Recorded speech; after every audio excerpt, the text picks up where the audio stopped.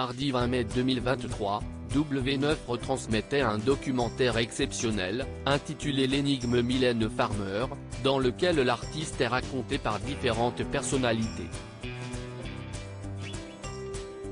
Parmi elles, Isabelle Nanty s'est rappelée au bon souvenir d'une scène jouée au Cours Florent par la chanteuse.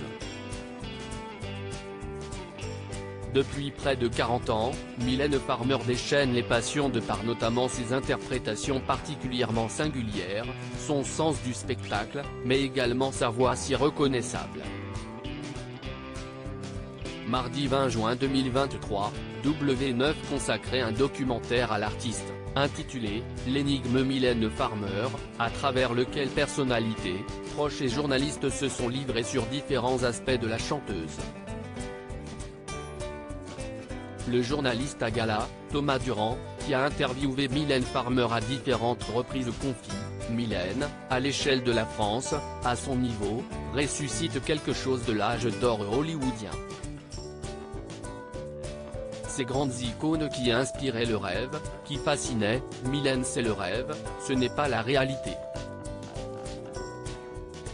Dans le sens où, le quotidien, on baigne dedans tous toute la journée, Mylène ouvre une porte. Elle jouait extrêmement sincère, très naturelle, très sensible. La native de Pierrefonds au Québec, a d'ailleurs débuté dans le monde artistique via le théâtre.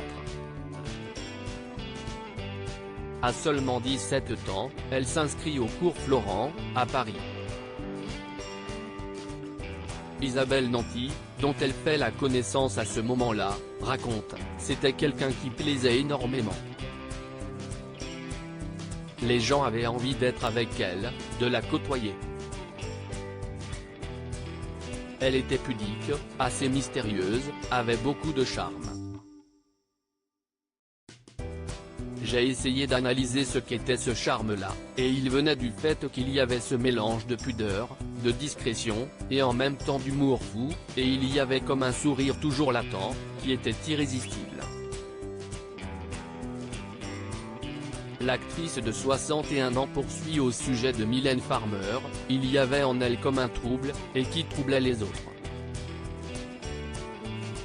Une intelligence, une sensibilité à fleur de peau, mais à fleur de rire aussi, à fleur d'humour. Tout le monde l'aimait bien, mais elle ne la ramenait pas. Elle était un peu british, un peu dans la blague. Elle jouait extrêmement sincère, très naturelle, très sensible.